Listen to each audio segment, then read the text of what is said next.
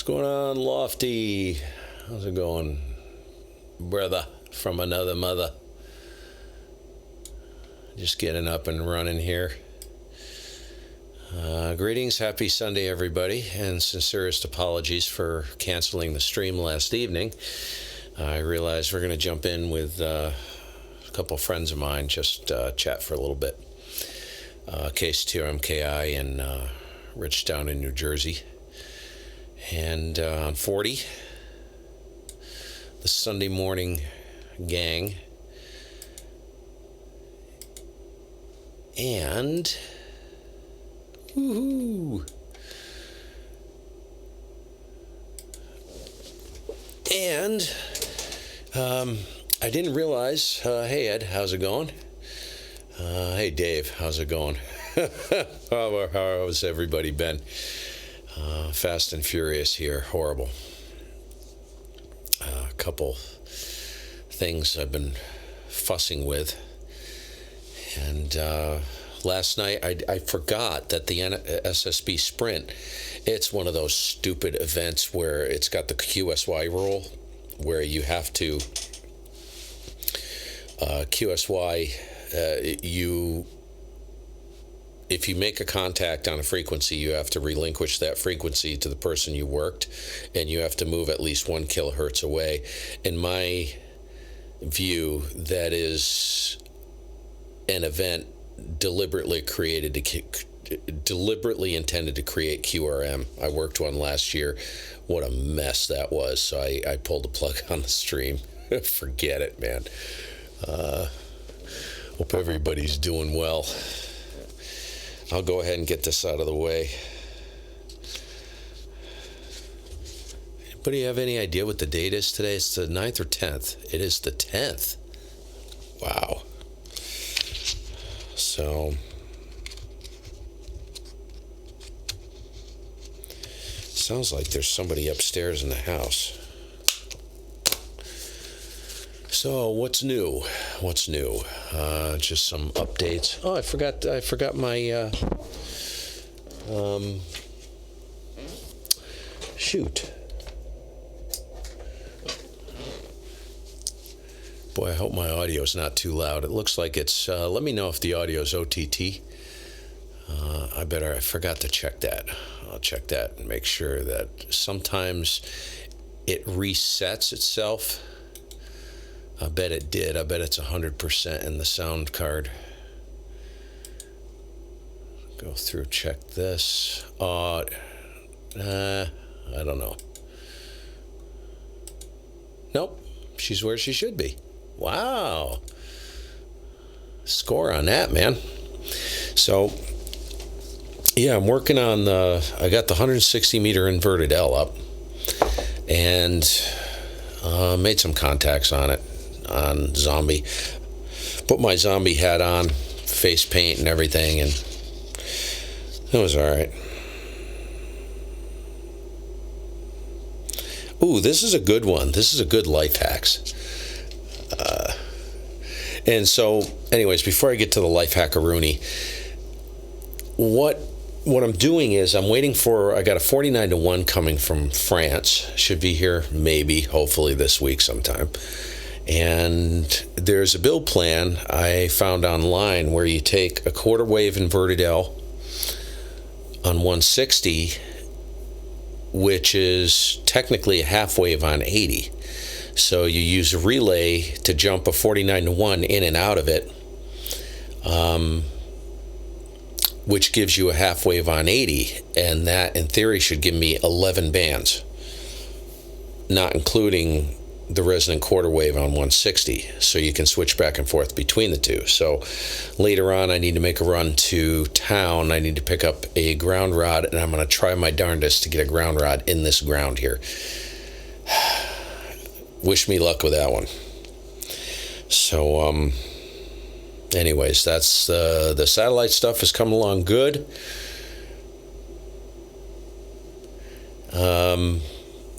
I have a transverter coming from the Ukraine, which you guys have probably seen the video of the 7300 Doppler shifting while in TX.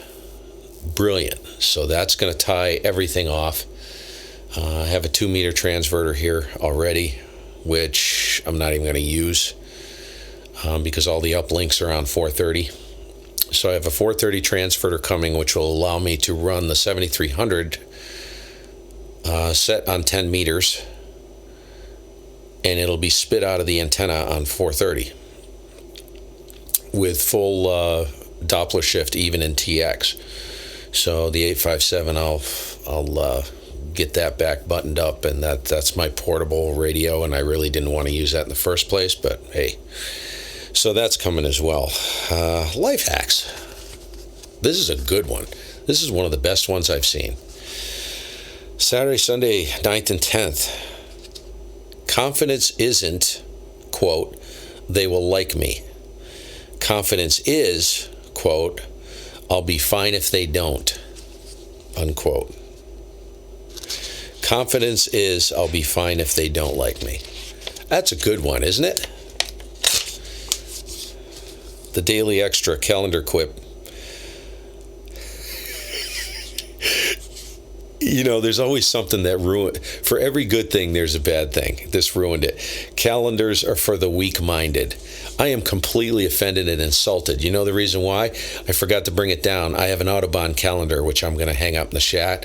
It's absolutely beautiful because you know, you guys, I'm into birds and stuff, and we've got all the winter seasonal birds coming in right now. So all the feeders are cranking. There's all kinds of birds out there. And it's a bird calendar. And I'm so sad to see that. Calendars are for the weak-minded. And I don't need anything out of the peanut gallery.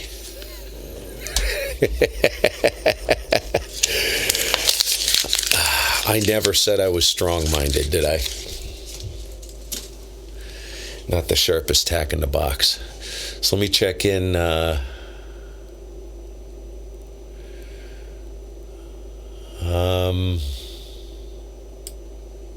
What, you missed the life hacks? Paul, you missed the life hacks? I can get it. I think. Where did it go? Is this the life hacks? Yeah. So let me read it again. Confidence isn't they will like me. Confidence is I'll be fine if they don't. So I guess what I take away from that is you can pat yourself on the back. If people don't like you, you can go ahead and pat yourself on the back, and you must be doing something right. I'll leave it there.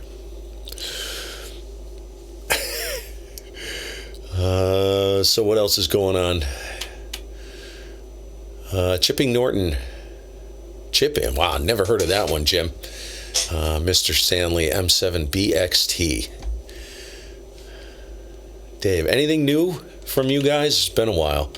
So yeah, hit me with whatever you got going on. I'll keep track of the life hacks, and I'm going to get things rolling, check in with Brian, and before we lose the band, because the band does get wonky here on 40. You're welcome, Paul. Woohoo! The audio. For some reason, not letting me.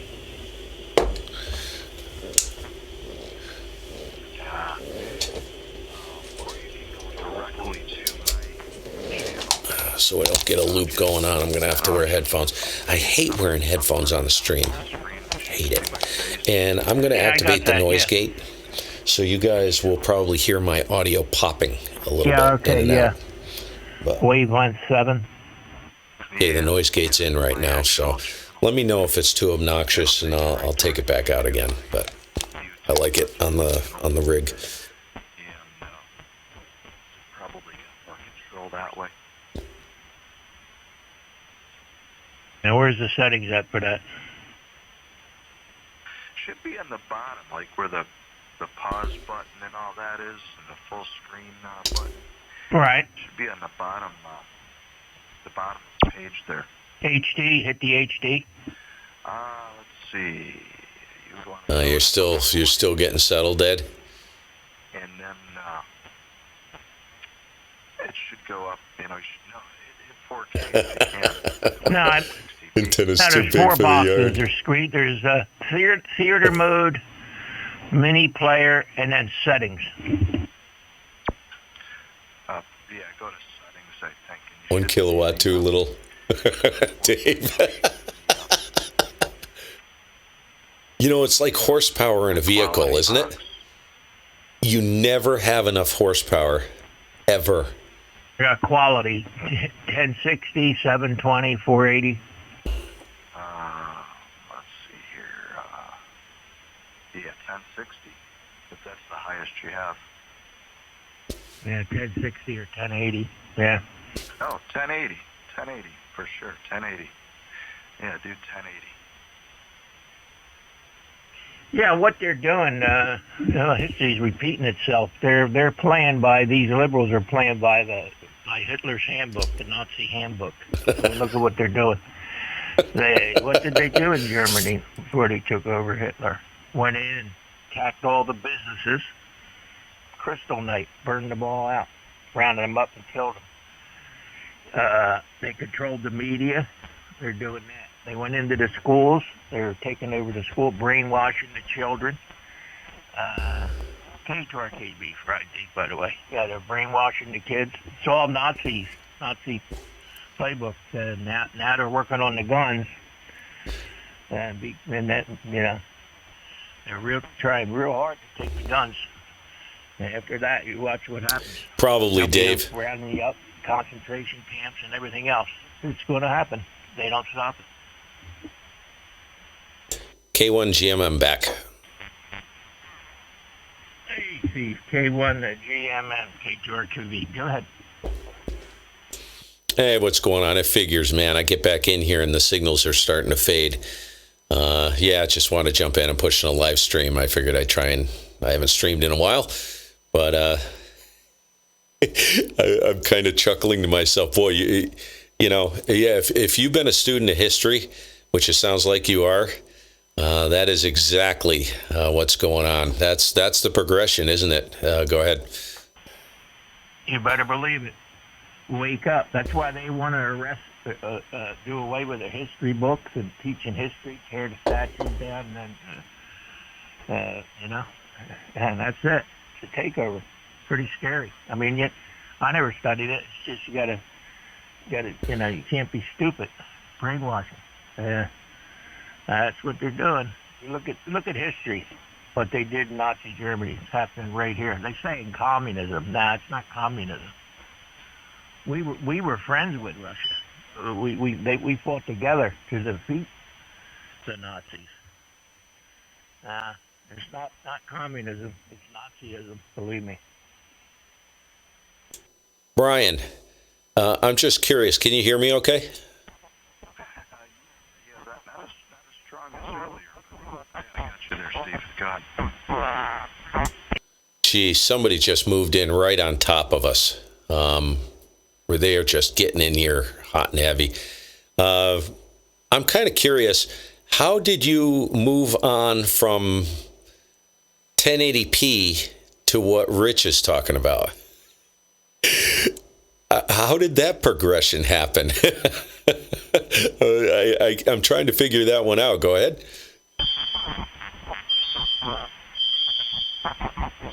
I'm having some trouble copying right now. Rich, can you relate? Yes. Why don't we slide down one? Go to 92. He's up above that guy. Okay. Yeah, we'll slide down to 92. Hear that, Steve? Yep, QSY 92, K1GMM.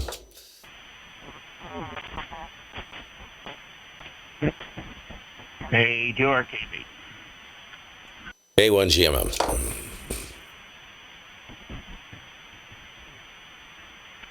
It's a crowded one today. He was all the way up on 96, 97. Yeah. Holy. So what was the question, Steve? Yeah, I was curious how the conversation evolved into what you were just talking about, Rich, from, I think, what were you helping Brian with screen resolution? I heard 1080p and you were talking about something. What an odd transition that was. And I say that tongue in cheek. Over. Yeah, on his videos, his YouTube video, I was adjusting the quality to 1080p HD. Survivor from Cuba. Yeah, tell Steve, I don't know if he's sharing me, but I just posted a video on QRC of some awesome foliage captured from the drone. And it's wild, man. It really is. Lots of colors. You copying him, Steve? And I think I'm Yep. in 4K. Pull his QRZ page up, and he's got videos of the drone, of the foliage and everything, the landscape. It's pretty nice.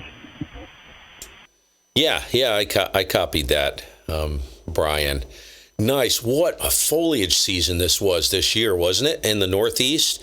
I mean, I haven't seen colors like that, and I'm trying to think of the last time I actually saw colors like that. I think it's been over a decade. Brian, are you hearing me? Yeah. I'd love to get one of them, Brian, and do, Hey, on Alexander, the water what's there, up? all the boats in the bay and racing around and fishing, and the restaurant there, and post it. Yeah, it'd be pretty neat. Yeah, I've gone. I've taken it to the beach. Of course, we don't have, like just the beach like you guys, that would be really cool to see that. And a friend of mine is a YouTuber, and he flew down the what is it called? The boardwalk there in Jersey. And Atlantic City, right? Yeah. And that was neat. Of course, it's all busted up right now. They're rebuilding it, and he really shows what's going on there right now. That was neat to see that. Not the destruction and all. That's awful, But it's good to see that they're rebuilding and it's coming along well, there on the boardwalk.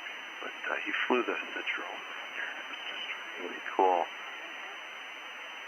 Yeah, well, when you go on YouTube there, they got these, their boats there in Florida. There's an inlet where they're coming out. It's called Oliver Inlet.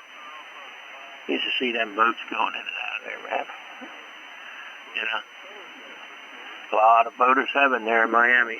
Them boats are like $1 million for one of them big center consoles. Then they got them big diesels, Running a pair of them diesels. You know how much it costs? They show, they list this up, how much it's like $800 an hour in fuel to run that thing. Yeah. What do you think, Brian? Yeah, that's crazy. Yeah, really. I like my, what's my boat? I think it's a 65 horse outboard. I like that. That's good, I guess. Of course, it's Hey, only Florian, how's it going, man? little 18 Yeah, we're foot, just hanging out, chatting with a couple of my friends on 40. Hey, Brian. Foot long in them waves. They still look like a 21-foot boat bobbing around. That's how rough the water is. You still there, Steve? Go ahead. Yeah. Have you guys seen? This was amazing. You've seen, you mentioned center consoles, right? I had a center console. It wasn't big, but I used to do a lot of fishing down on the shore and down in Watch Hill, Rhode Island, Montauk Point, Block Island. Used to head out there. It wasn't a big center. I came into the marina one day, and they had a Donzi center console. It was a fishing boat, but it was like, you've seen Donzis, right? They're these psycho stepped hull. Had like 3 outboard engines, like 3 200-horse engines stuck on the back of this thing. It was huge. It was like, 33 feet long. It was a center console. Have you seen these things? That thing cruised. I was talking to the guy. I said, is it fast? He goes, oh, yeah. He says, this thing will rock and roll. He says, you get hurt in this pretty bad. But he said it would, I can't remember what it was. It would cruise at 70 miles an hour offshore. It was a monster. Have you seen stuff like, you must see stuff like that down close to the coast there, Rich, over? Oh, that's nothing. That's nothing there, Steve. They got them now 55, 60 foot, and they put 6 450 horsepower engines. They're doing 100 mile an hour. That's just stupid. That's well, if you want to get to the canyons, I'm assuming that's probably the best way and fastest way to get there. Over. Oh yeah, well now they're leaving Miami. They're over in the Bahamas in a half an hour. You know, an hour. Bimini, Bahamas, Virgin Islands. Yeah. Well, like I said, you're looking at $1 million to $2 million. Put it on when you pull Brian's video up on YouTube. They're all there. All these boats. Yeah, they're rich and shameless. They got the money. That's their new toy. You know, it's unbelievable. But imagine that what it costs. You have 5 or 6 of them 400 horsepower engines on there. I think the engines alone are 50 or 100 grand. It's crazy. K2RKB.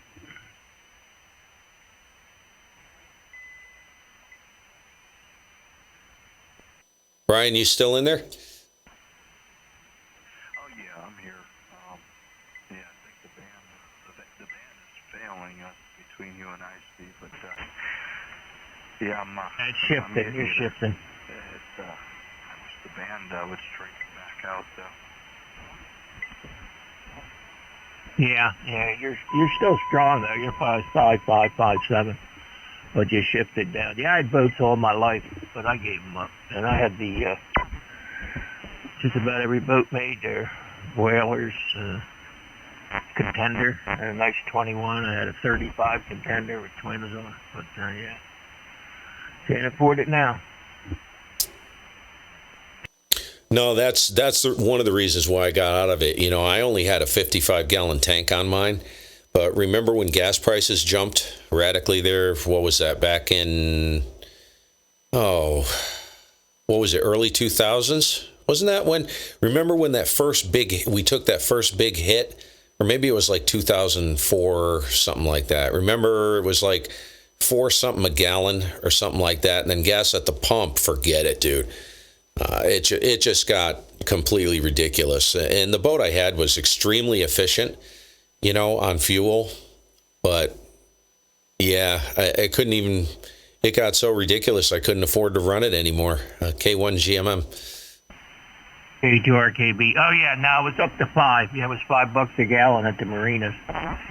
And I think mine held 400 gallons. So if you do the math. But these boats they're building now with all the motors, I think they're 1,000-gallon fuel tanks. Imagine that. That's, you know, it's $4 or $5 grand just to fill it up, you know, for a little run.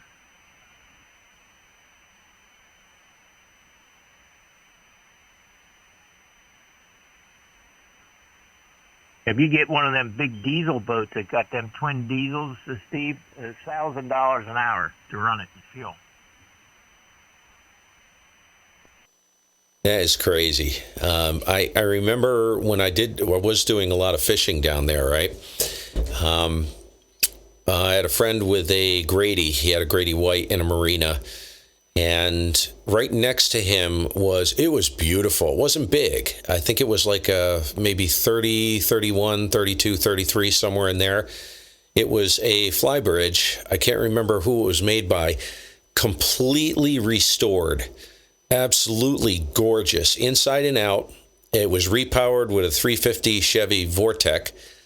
And he was selling it for like, I think it was under $7,000. All the cabling, wiring, interior cushions, all the teak was redone. He opened up the engine compartment on this thing. And before he did, he said, I guarantee you can eat off of any surface in this engine compartment. So he popped the cover on the floor, the deck, and we looked in there, and I kid you not, man, it was an absolute masterpiece. Absolutely gorgeous. Cheap, too. It was a great boat. Didn't cost that much to run, you know. Had a single V8 gas-powered. It was a brand-new Chevy Vortec. I remember. I'll never forget that thing. What a heck of a deal. I said, you can get more than that for this. He says, nope. He says the best way to go about, if you're looking for a boat, find someone like me who's just rebuilt the entire thing, because he said it's all money down the drain. He says you aren't going to get any more money for it than, compared to what you got into it. It's the hole in the water syndrome, over. Oh, yeah. How much do you want for it? I think he wanted I can't remember, it was like $6,000 to $7,000. It was old though. It was an old boat, but beautiful. New gel coat. And I'm telling you, it looked like it came off the showroom floor. Oh yeah, they respray them. They redo the whole thing. Go ahead, Brian. Yeah, I'll be right back. I got to run outside. The pups got to go out, so I'm going to take them outside.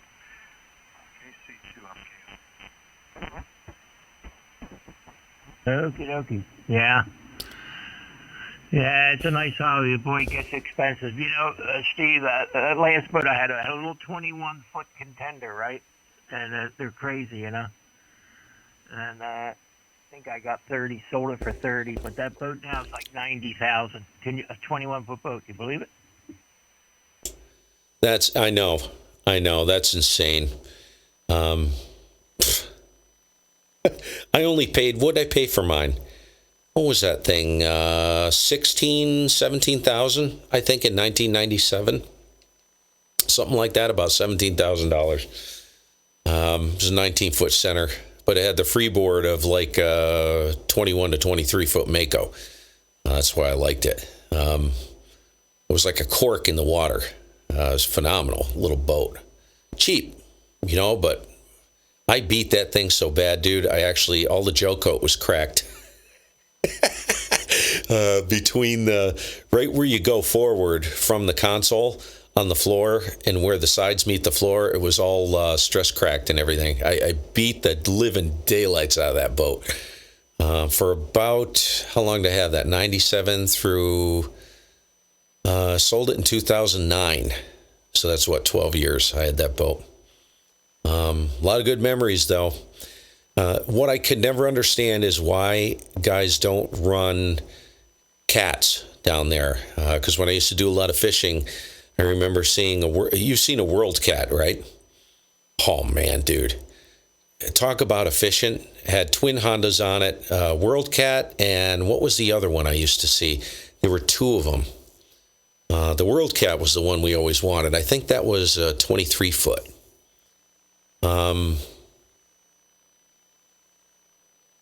Absolutely amazing. He came cruising out through. I remember we were out in the typical Long Island Sound chop. He's doing about 40, 45, just slicing through on his way out to Montauk. Never bounces. They have that snuffer built into the hull between the two pontoons in the front. No bouncing, no banging. Just glides through the water. Beautiful. I never could understand why those never caught on up here. They are weird, but if I stayed down there and I was going to continue with the fishing, that's exactly what I'd have, because I got tired of the rocking and the pounding and all that other garbage, over. Oh, yeah. Well, the cat hulls, they're building them now, 50, 60 foot, and they're putting 4. Imagine it, 4 engines in the back, four 500s. They even got bigger engines. 4 of them, two on each side. And I'm going to tell you, if you look at the videos when they're going through that rough water inlet where a deep V is going up and down and it's dipping down and the waves are splashing up, these cat hulls go straight across. They'll go up, but they'll go up and they'll fly straight. It's like a wing, Yeah. There's a couple companies building them. Yeah, they're nice. That would be the way to go for rough water. They got it out, and they got a motor now. What it is, it's a Corvette, a V8 Chevy motor. Okay, Corvette engine basically, in and outboard. They're I don't know, they're up to 700 horsepower, 750 for one of them motors. Imagine 4 of them on the back of it. That's what they're doing. It's crazy.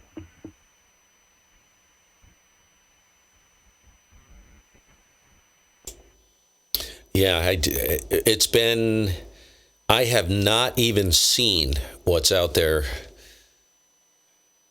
since I sold the boat. So I've been, I mean, this is all news to me. I have been out of it completely since then. I was actually, you'll laugh, I've downsized every single boat since that boat. And I'm down to it's a 12.5 foot inflatable. It's a double wall inflatable, like kind of like a Zodiac style. Black. It's got an aluminum deck in it. Weighs I think it's about 230 pounds.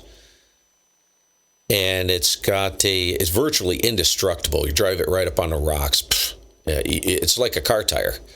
That it is. It's exactly like having a car tire for a hull. And can't remember what the millimeter thickness is. And you could pull it with a bicycle, dude. It's got a 20 horse Tohatsu on it. What a fun boat. And for like an individual, for a fishing platform, for the small lakes. I even use that, believe it or not, on Lake Champlain, down on the south end of the lake, fishing for salmon. It's a phenomenal fishing platform. I love it. And everybody at the lake, they're always laughing. I show up with a different boat every year, and they're like, boy, they're getting smaller and smaller. I said, oh, yeah. I don't even like pulling a big boat anymore, Oh, yeah. You got to have a big truck to pull it. Pull it around, twice a year. Well, I used to keep it in the marina or in the water, but... yeah, it's a pricey hobby. Oh, yeah. If you go on YouTube now, you wouldn't believe it, the stuff that they have, the stuff that they're building. It's unbelievable. It's just crazy. Well, they want to get away from them inboard. Even the race boats, the speed boats, they're still building them, but they want to get away from them inboard engines, and they're doing them outboards. And, 100 mile an hour, that used to be like, but that was the top speed. Oh man, you're doing 100. That's nothing. They're doing 150, 200 mile an hour now on water. It's nuts. Ed, I've thought about it. Yeah.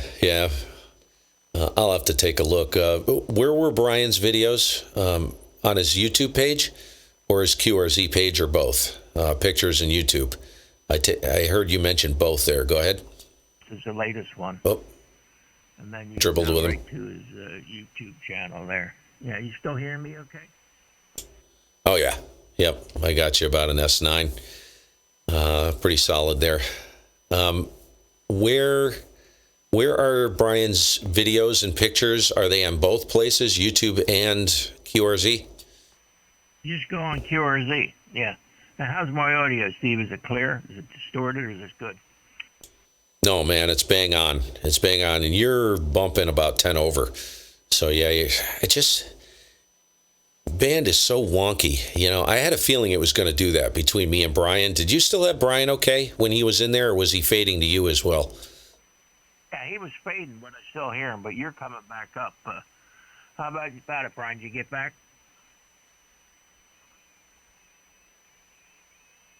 I don't hear him. He's taking the dogs. Now come back and I'll give you a report, Steve. All right. Yeah, I'm running. I got speaking about 500 going out. So, yeah, I was going to ask you what else you've been up to. We got ugliness coming, dude. It's supposed to be like two above zero. I think it's Wednesday morning or Thursday morning or something like that for a low. And snow coming tomorrow and Tuesday. Not a lot. I think it's overcooked, but maybe a few inches here and there. But I've been scrambling the past about 2 weeks trying to get the house all prepped. I got the window sealed, door sealed, did some work on the casings, sealed the basement. I have one more project left. The basement door that goes to the garage, I need to deal with that. I think it's going to be a hard winter, a really rough one up here. Hopefully you guys don't get it as bad. K1GMM. K1GMM, K2RKB. Oh, yeah. Yeah, we're already getting it, man. I couldn't believe it. We were sweating up here 60, 70, 50, 60, 70 every day. And the other night Yeah, Ed, it's ugly. We were down to, I think it was 17, the wind chill, 17. 25 on the mercury. It's unbelievable. I looked at wood stove. I was going to try to save it for December, January, but I let it go out today. So we're at 50 today, 55, and then it's supposed to rain and warm up a couple of days. But then, yeah, we're going to get that cold. They're saying down probably to 10 or 15 degrees. They're saying Tuesday or Wednesday. Yeah, it's nuts, really nuts. I got a deal on some firewood, real good deal. So I got that stacked up. Got two. I got about three, 4 cord. That'll get me through the winter.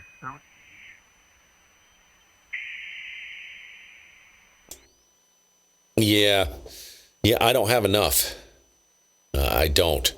I'm a little concerned at this point. So there's some trees. What have I got? About 5 trees that are dead, that are on the edge of the property, and I'm going to start dropping those puppies tomorrow. They're coming down. They're more of an eyesore than anything else, but hey, I'll send them up the chimney. I don't care. If this is going to be, it's not bad. If it's in the 30s, and low 40s like it most often is this time of the year in this part of the country, whatever. That's not a big deal, but man, it's not even going to get above freezing here. Like 20, what was it?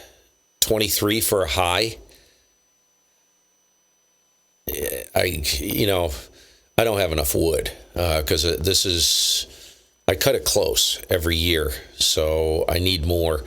So yeah, I'm going back to work this week. I'm going to start dropping everything I see that's dead. Everybody calls me the wood goblin. Oh yeah, dude. If it's dead at least, or if it's dying, it's coming down. It's going straight up the chimney. Yeah. Well, what are they getting for a cord of wood up there? Oh gosh, 200, 2 to 225. Yeah. Well, they're getting. I called this one guy. They want 250 to 300, and you pick it up. I said, smell you later. So I got a deal. I got a couple cords for about. The guy was selling it, man. It's cheap. I never seen it. That's 160, 165. I said, send me a couple. And yeah, that's what you want. Them dead trees. I mean, that's what I like when a storm comes through here. A lot of trees will blow down. The people just cut it up and put it on the side of the road, man. One man's trash, another man's treasure. And I get a lot of wood for free. I got some dead ones in my yard, too, I want to take down. Because you set them up and let them dry, you can burn them. You get this green wood, you can't burn it, But Brian's back here. Go ahead, Brian. Yeah, I hear Steve, too, pretty well now. So that's cool. Yeah, Steve, if you do check out the video, pay attention to the quality. Make sure that your settings are of the highest quality it'll let you have. Because I make, I pay attention to quality on the videos. Sometimes I'm shooting at 4K. Other times I'm shooting at 1080 at like 100 frames per second with that drone. So it's very, very nice quality, and don't mind the music. My son picked that out.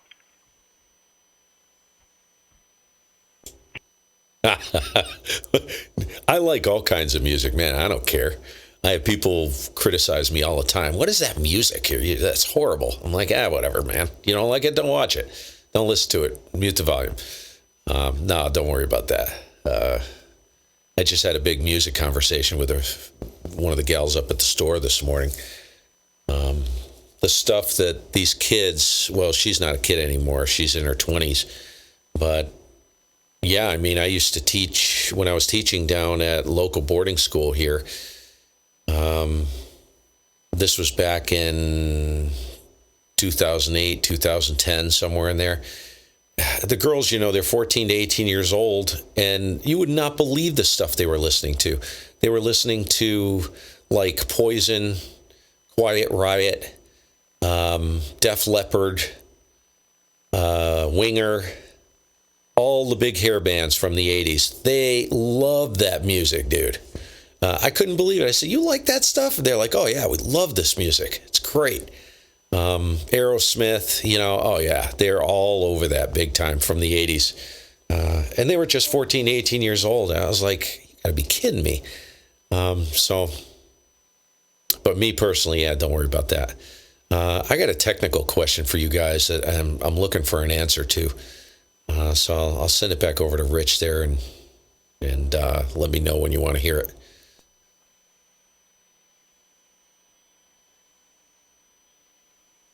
What was that, Steve? Yeah, I got a technical question for you guys. I'm trying to fuss with. I have a ground rod that needs to go in. I've got a 160 meter quarter wave L here that it's back up. It's got a folded counterpoise underneath it, and I saw a really interesting build plan for you take the same quarter wave L, right, which is technically a half wave on 75 meters, and slap a 49-1 on it, spank a ground rod in, install a relay, and you can get 11 bands on that sucker. Now, I've never dealt with an end fed. The problem I have is that I don't know if I can get a ground rod in directly at the feed point because of the amount of rock here. I think I may have to run between 10 and 20 feet away. And I was curious if you guys have any knowledge or experience with that, if that's going to be a real problem. I've heard to place the ground rod as close to the feed point as possible. But I don't know. I'll get your thoughts on that one. Go ahead. Yeah, I'm starting to lose you there, Steve. Apparently make that out, something about the grounding rod. Are you still there, Brian? Yeah. He was wondering about. I guess what's going on is you need a longer length of ground than you care for, right, Steve? Yeah, I can't believe the band just shifted. You are pounding in here, Brian, and it just basically the door slammed shut. I still have Rich really good. I can hear him fine. Yeah, I can't move. Here's the dilemma. I have a folded counterpoise that I run on 160, right? So here's the dilemma. That cannot be moved. That I can't put it anywhere else. So do I run a long cable from the existing feed point to the ground rod, or do I move the feed point right to where the ground rod's going to go and run a wire to the folded counterpoise, which is for 160? You see what I'm saying? I'm not sure which way to go on that. And I've never run an end-fed half-wave before. But I want to try it just for giggles, just to see how it works. So you get what I'm saying, right, B? Yeah. I'm not really qualified, though. I don't do much with grounding. Neither do I. I'm a bad boy. Nothing's got adequate ground here. Station here. I don't know if you recall me talking about that. He's 25 over peaking. I had a second-story shack, and it was just a nuisance having a ground because it was causing more problems than it was helping with. Yep. So the only station ground I have is through the electricity. Everything's got the three-prong plug on it here, so definitely introducing a ground from the electrical, But no, I'm not running grounding at all here, really, as far as that goes. But I'm using basically an 80-meter doublet here. So I'm definitely not much help. But I know that the shorter the better, as far as that goes. Probably better off to have a longer feed line than a longer ground line, I think,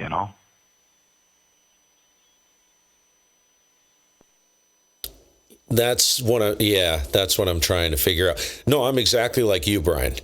I don't spend much. Everybody's like, oh, you need to ground that. You need to ground this. I'm like, I have no noise issues. I have had ground loops before on the audio gear, but I've straightened that out in a heartbeat. I know how to deal with that. But the only thing I have as far as RF grounds, antenna grounds, is I have one rod, which is grossly inadequate. It's only driven about 2 feet in ground, and I have a bleed resistor on the phase dipoles out front, because I noticed when we get a snowstorm and you get that snow static, there's a lot of wire up there. There's 2 75-meter phase dipoles in the front. And the snow and the wind gets blowing, and I'll tell you what, man, you want to talk about snap, crackle, pop? Oh, yeah, dude. It's coming right into the shack, right into the receiver. So I just try to bleed that static off. And it works. That's all I do. Pretty much eliminated that. But the end feds, you gotta have adequate ground on them for them to work right. And that's, there's only a couple. I can't move the antenna. And I seriously doubt I'm going to get that rod in where the feed point is currently. There's a boulder sitting there the size of a Volkswagen Beetle. That's literally a foot away from the feed point. So you see what I'm talking about. If I come out towards the yard, it's very wet. And I think if I got the ground rod in anywhere from 4 to 6 feet, I think that would do it. But I seriously doubt I'll get it in at the feed point, K1GMM. You getting a static discharge in the shack? What'd you say about static discharge in the shack, Rich? Go ahead. Is that what you're worrying about, a static discharge? No. That is eliminated out at the antennas. I got that sorted. And I don't have anything coming into the shack. I sorted that out last winter. No, I need inadequate ground on the end fed to prevent RF from flowing, to shut that off on the shield. I don't want the shield radiating. You know what I'm saying?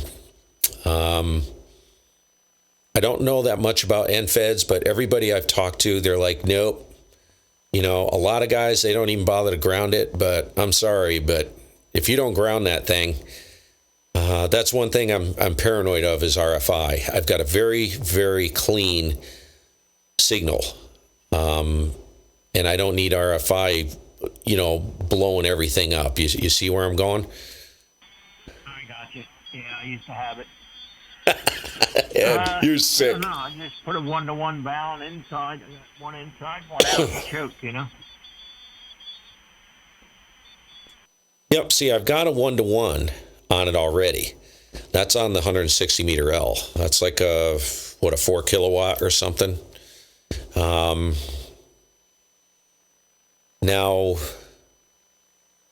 I was talking to a guy on the AMSAT group on DMR this morning, and he says, he said you could always run a longer cable to a ground rod, and then he says radials will help it a lot. Doesn't matter how many, just throw as many as you can out there. The problem is I'm not having radials in my yard. That ain't going to work.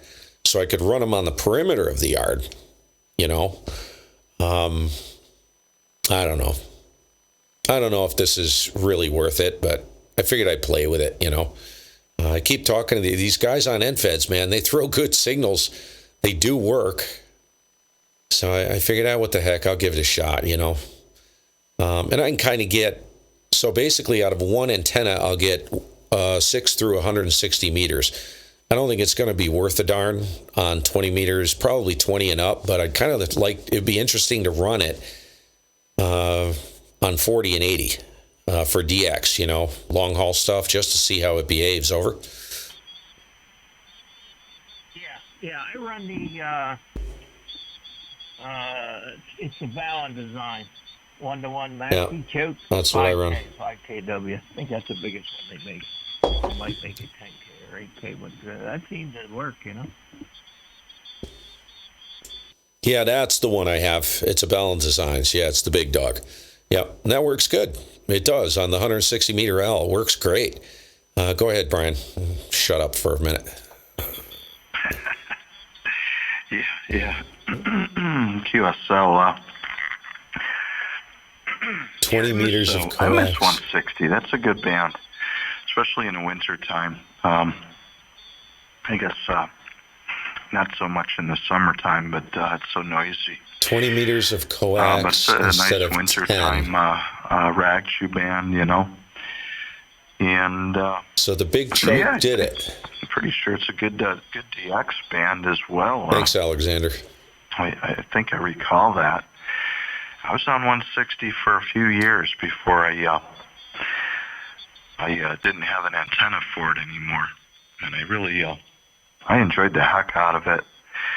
But yeah, I'm the poster child for no grounding or bad grounding, and but you know, I've got a great audio. I've never had problems with RFI, and so I don't see the real benefit to it. You know, I seem to be putting out a decent signal. This antenna is about 70 feet high, and it's an 80 meter dipole, feeding it with about 80 feet of 80 feet of ladder line, and then I've got a DX Engineering Balun. It's a 1-to-1. What is that? A 1-to-1 current Balun? I think that's what that is. Whatever they recommended for me, anyways. That's what I took. High power Balun, and then I've got really good, LMR. It's similar to LMR 400 coax, but it's got a metal jacket, a metal outside to it. Of course, it's wrapped in rubber, you know, but it's a solid metal shield. It's very difficult to work with. Oh, that's cool, Alexander. But definitely hardline, if you will. A lot skinnier, though. So anyway, that's what I'm doing here. And I've got audio gear and everything going on, you know. And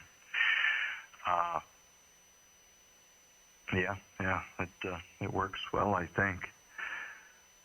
So excuse the ignorance on the grounding situation. I know you want the shortest possible grounding straps you can get, you know, for the least induction of RFI, right? KC2MKI.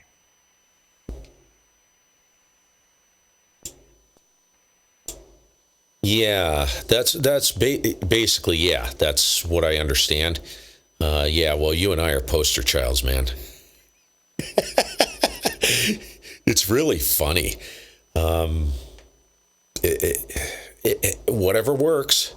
You know, I've never had RFI issues here, except with some of the gear. I shouldn't say that. I had one issue a while back, this is about 3 years ago. But I've never had complaints from people saying, oh, there's RFI all over your audio or something like that. And no. So I just, if it ain't broke, don't fix it. I just run with it. Yeah, 160. I don't really care about 160, except, I don't spend hardly any time on phone, except I do work. There's one event that I work. I can't remember what it's called. I have a good time on that one. The problem with the 160L, it's a great antenna to get you on 160. It only takes up 76 feet of space, and that's a small antenna for 160 if you think about it, right? So it goes up 60 feet and out 76.6 feet. And it's a quarter wave. And it has a folded counterpoise underneath it, which is 33 feet long each direction. It's from Steve Ellington's. You check out Steve Ellington's designs, work and stuff like that. It's exactly the same thing he's running. and very compact antenna system. But NVIS, absolutely worthless. You would think that thing would have an NVIS component to it. It does not. It takes me 3 times the power to get the same signal report from a station 300 miles and under on 160 meters as it takes me to get a station at 1,500 miles. Figure that one out. And the first contact was 5 watts on FT8 to Italy on FT8 on 160 meters. Great DX antenna. You ought to see the decodes I get from Europe on that thing. All over Europe. Russia on 160 meters. Now, granted, these guys are throwing some serious snot. You know, they're snorting fire. But it's pretty cool, but it kind of did bum me out because of the NVIS aspect. It's pretty abysmal for that. Rich, you still in there? K1GMM.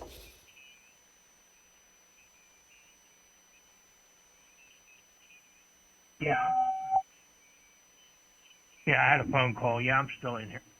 Seems like you're coming back up again. PROG, hey, how you doing? But, yeah, I used to have a lot of problems with RF, but no more. It's pretty much eliminated.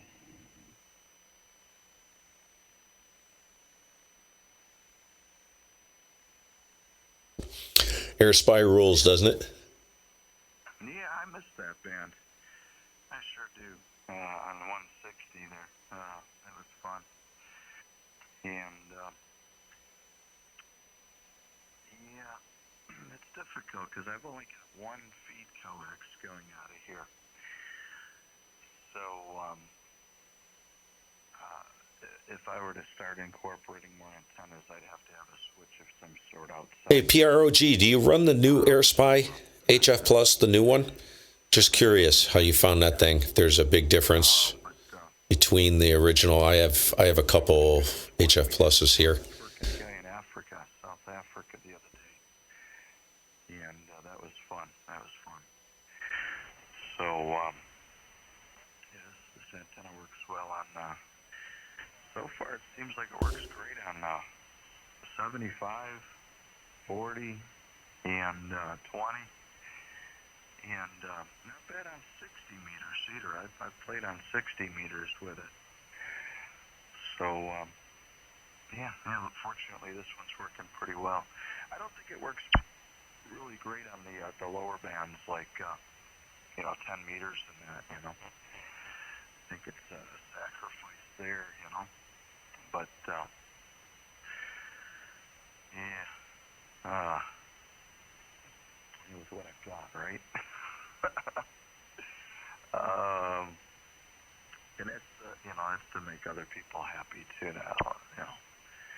now, around the household here, so not to have all kinds of wire laying everywhere, You're fortunate, Steve, you can get away with that.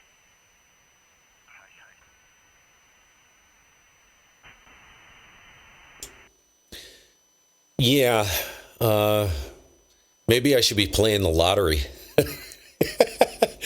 Boy, everybody's taking a dump. Big fade. Brian, if you can hear me, you were 25 over, almost 30 over at one point, and now the band's just fallen out on both of you guys. So hopefully, I'm going to take this opportunity. If you can hear me, I'll say 7-3. Have a good rest of the day. I'm going to jump out of here, close the stream down, and I'm going to head off to Rutland, see if I can get this ground rod thing sorted out. Got to get it in there before the frost gets in the ground. It's supposed to be 2 above 0. What did I say? Wednesday or Thursday morning, something like that. It's going to be brutal. That antenna, Brian, that thing is cracking. So I would not mess with that at all.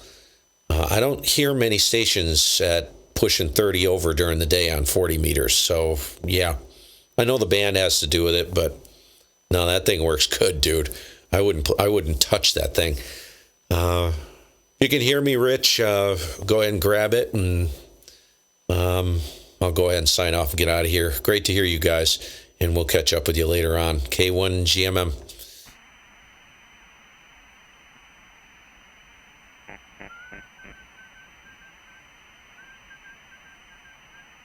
Yeah, Steve. Yeah, I'm back, Steve. it's good to catch up with you. I'm glad that we got the opportunity here. And it's Okay, been a Ed, while, we'll catch you so, later, dude. Yeah. See, the band has shifted yet again. So yeah.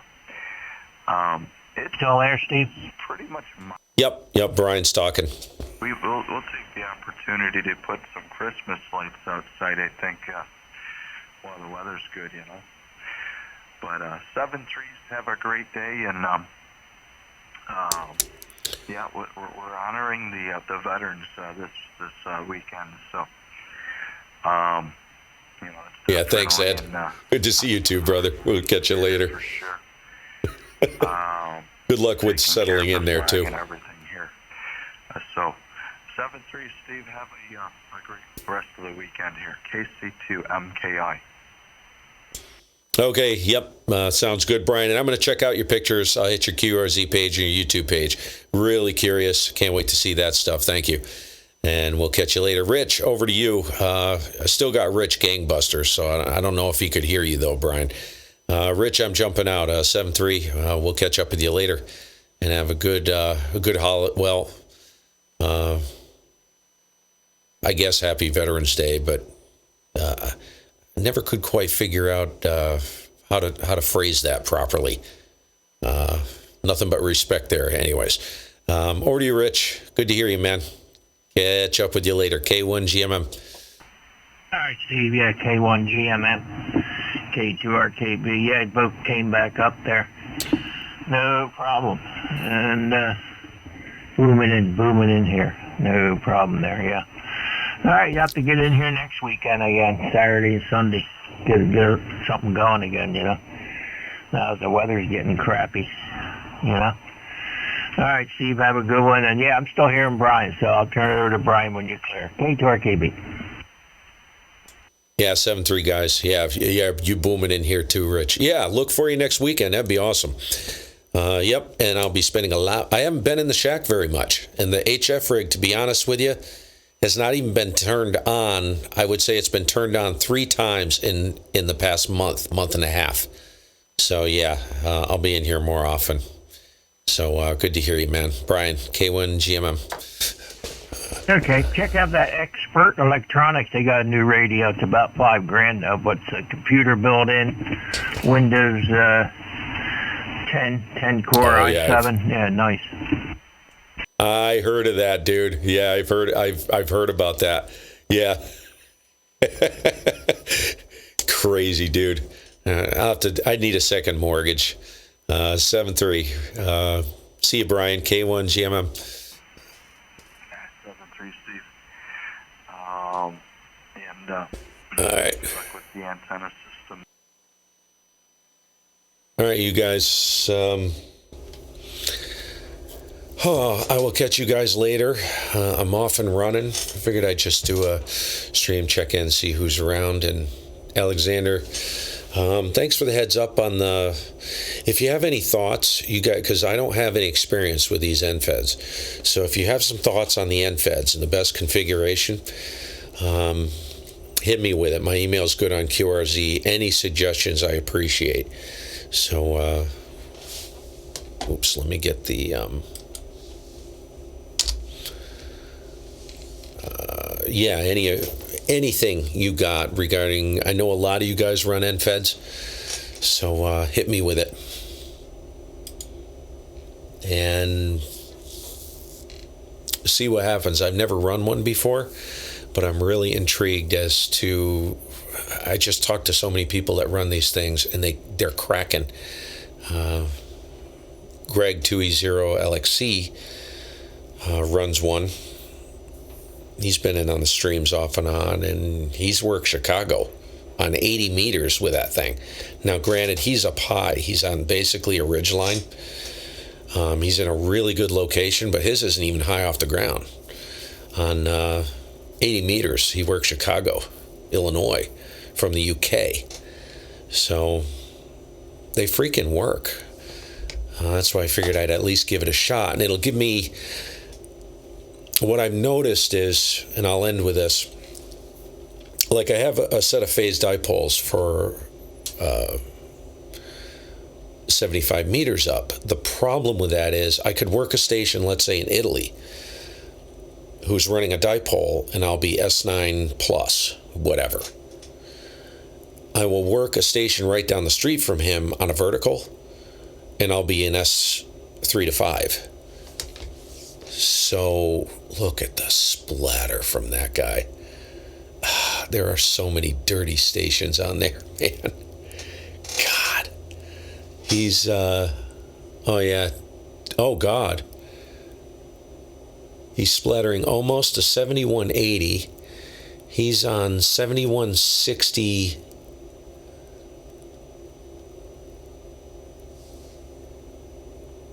.65. He's splattering all the way to 7180 and all the way down to 7150.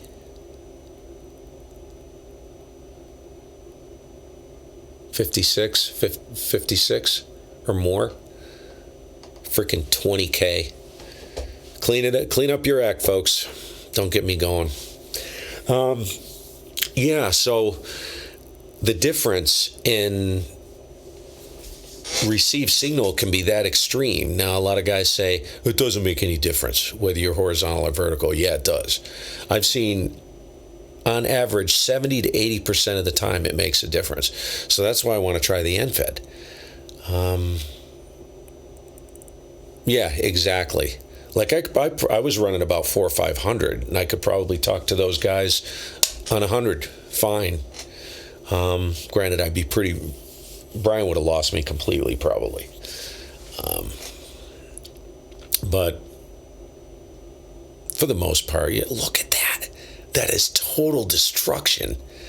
Frick. So having an antenna with a vertical component and an antenna system with a horizontal component, hey man, that's the best of both worlds. I suspect it's actually going to work better overall for long haul stuff than the phased dipoles do.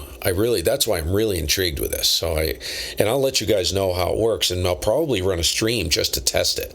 I have a 49-to-1 coming from France. It's a 1 kilowatt Unan. I have a relay here already. I know, right? I've done that before. I've emailed them before, these guys, and God, look at that. There's just no excuse for that. That is despicable. Hey, Sandra, how's it going? So, yeah, I figured the antenna's already there. All I need to do is put the relay in place, right?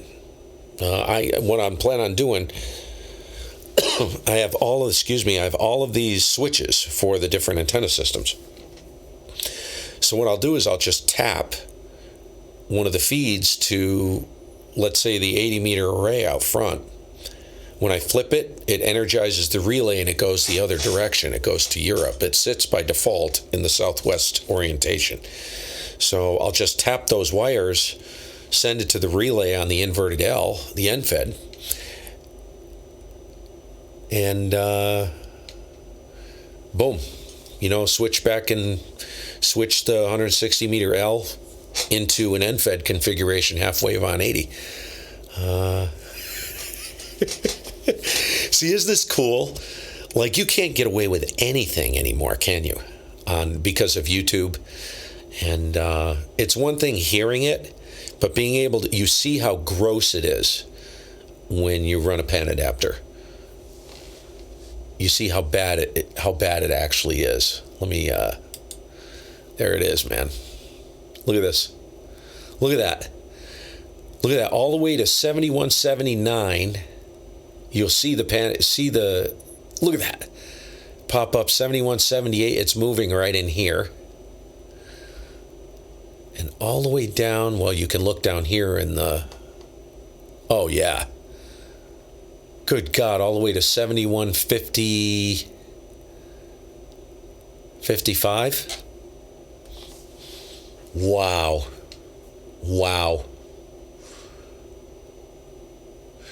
And you guys want to hear a good one?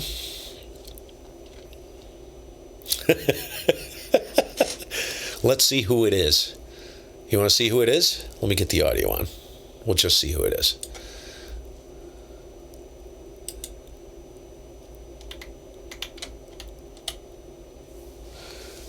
See if we hear a call sign.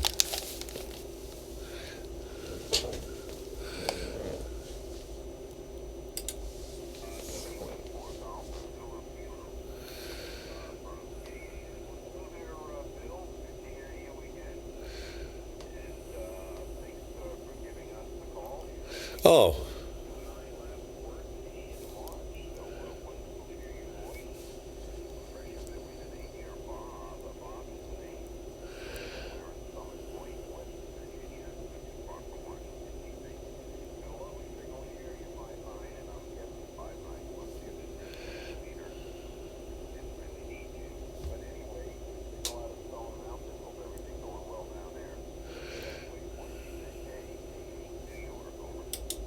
Yeah, that's Bob. K1GMM. I've worked him a bunch of times. I know Bob. He's an awfully good guy, but he's got some problems there. Okay, now see the signal there now? That's what your signal should look like. Okay, see how tight that is? Look at that. It's all within the passband. Even if you're running legal limit, that's the way it should work. He's got so much IMD on his signal. I don't know what he's got running, but yeah, he's got some issues there.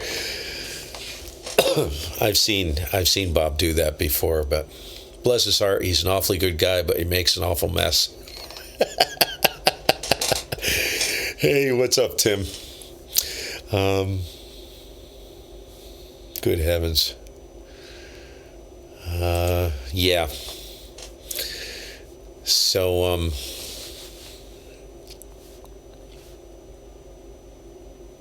yeah, he's running probably legal limit. He's not, what's the funny thing is he's not that strong.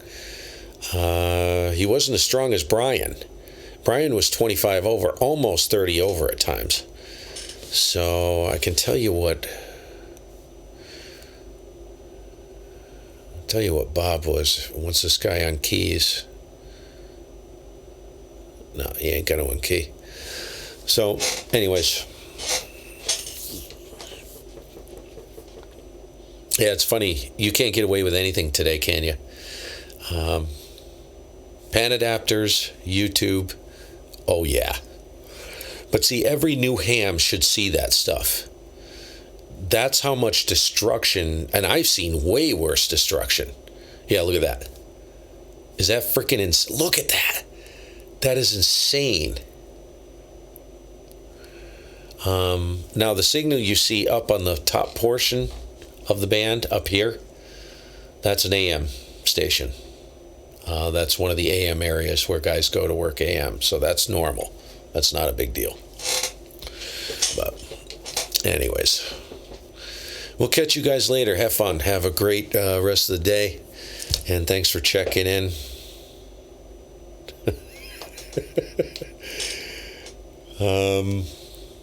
No, 4 kilohertz, even if it's 4 kilohertz audio, that won't do that. MMX too. There was a guy down below. I don't see him there anymore. There's a couple guys that run 4 kilohertz on here. What is that guy right there?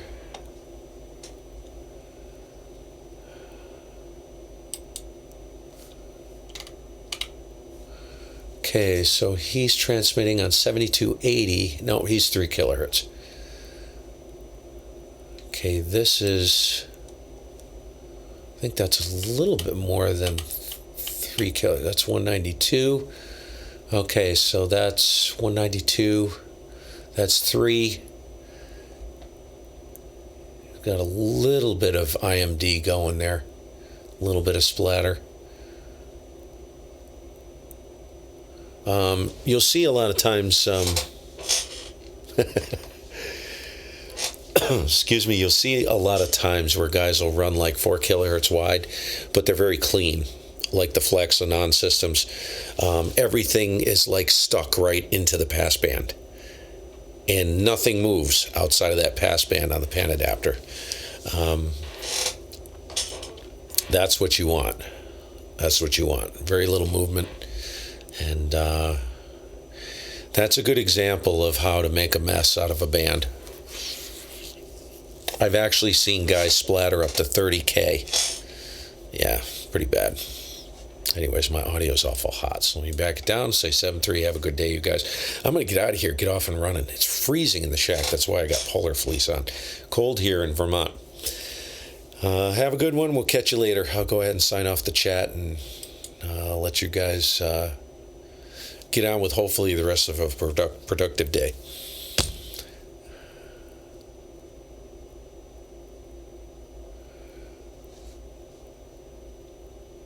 Yeah, there you go, man. Anyways, see ya. Have fun. Wish me luck with that ground rod. It's going to be an ugly scene, I'll tell you. Really ugly.